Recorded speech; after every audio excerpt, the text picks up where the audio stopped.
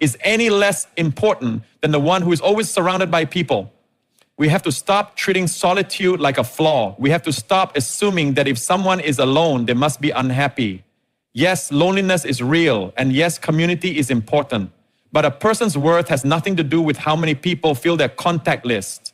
The truth is, some of the strongest, most resilient women you'll ever meet have walked through seasons of loneliness. They've known what it's like to feel unseen. They've sat through the silence. They've wrestled with the question, is something wrong with me? And then they've come to realize that their value was never dependent on whether or not they had a best friend to call. See, the danger of this stigma isn't just that it makes people feel ashamed of being alone. It's that it makes them settle for the wrong friendships just to avoid the label. How many women have held on to toxic relationships simply because they were afraid of what it would look like to walk away? How many have tolerated mistreatment, have ignored red flags, have compromised who they are, just so they wouldn't have to be the one sitting alone? But here's the thing. It is far better to be alone than to be in the wrong company. It is far better to have no one at your side than to surround yourself with people who drain your spirit. It is far better to walk a season of solitude than to force yourself into relationships that don't nourish your soul. So maybe today someone needs to hear this. You don't need to apologize for where you are. You don't need to explain why your life doesn't look like someone else's. You don't need to carry the weight of society's expectations on your shoulders, because your worth isn't up for debate. It isn't determined by the number of invitations you receive. It isn't decided by whether or not you have a group chat filled with friends. It isn't something that changes based on your social circle.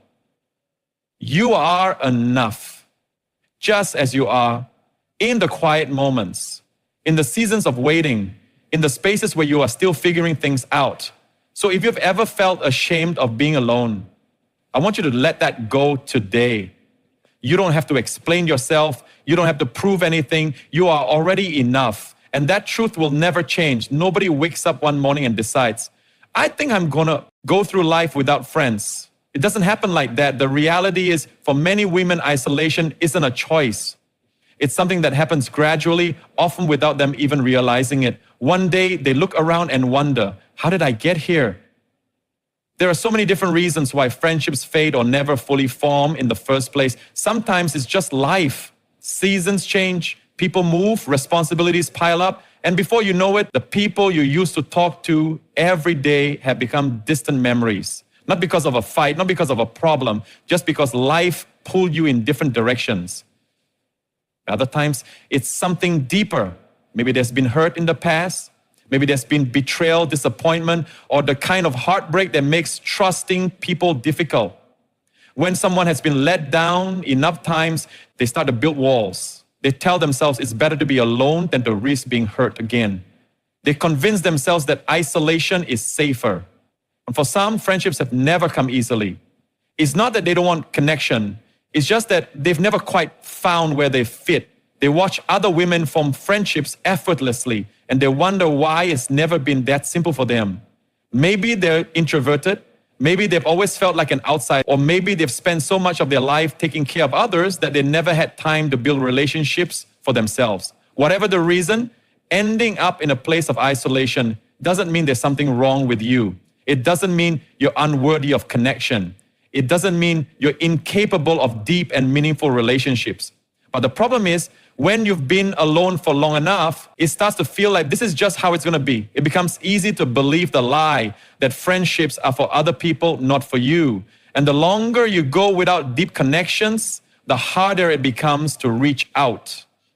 There's this voice that whispers, what if they don't want to be my friend? What if I try and I'm rejected? If I open up and it only leads to more disappointment. So instead of taking a step toward connection, you take a step back and another, until eventually isolation feels like the only option. But that's not the truth. The truth is, no matter how long you've been in this place, no matter how deep the loneliness feels, your story isn't over.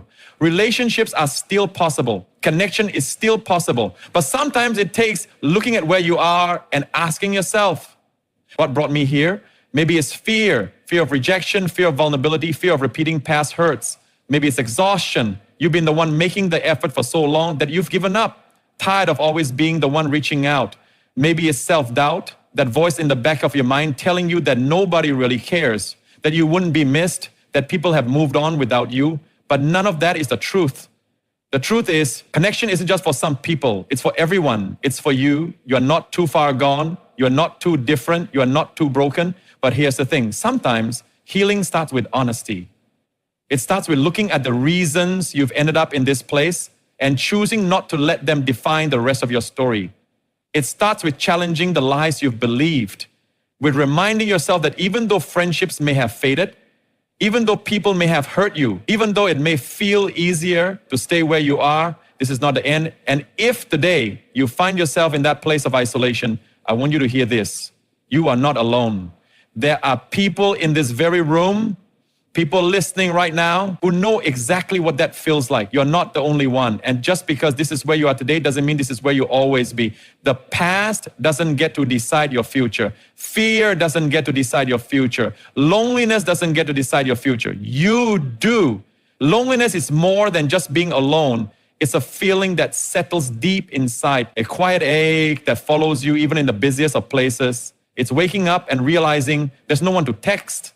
It's scrolling through your phone, seeing everyone else making plans and wondering why no one thought to invite you.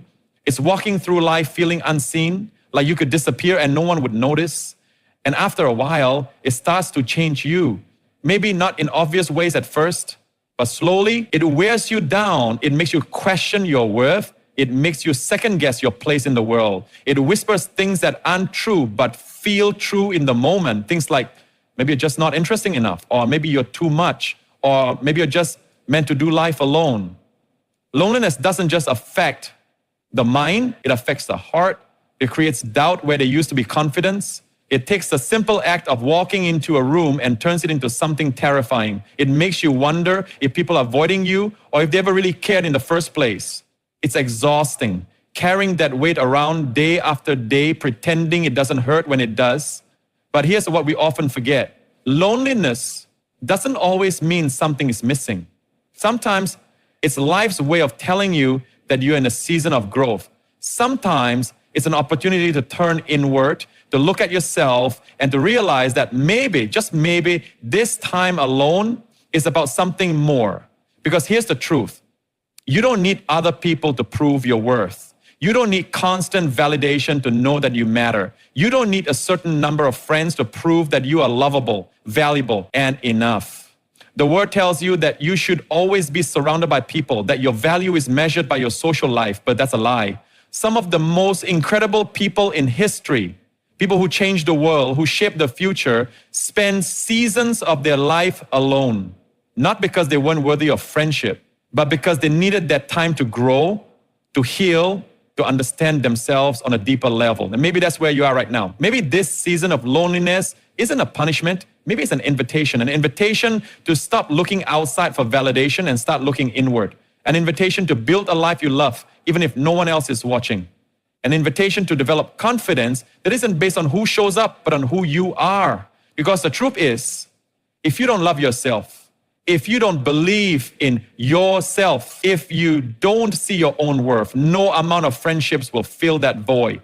Other people can't fix what you don't heal. No one else can do the inner work for you. And yes, loneliness hurts. Yes, it's hard. But sometimes the most painful seasons are the ones that lead to the greatest transformation. Sometimes the moments when we feel most alone are the moments that push us to discover who we really are. So what if, instead of fighting this season, you embraced it?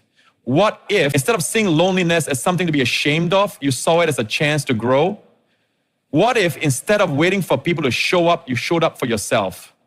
You don't need permission to live a full life. You don't need an audience to be happy. You don't need someone else to make your life meaningful. You are enough just as you are. Even in the quiet, even in the solitude, even when it feels like no one sees you. And maybe, just maybe, this season isn't about what you've lost. Maybe it's about what you're about to find.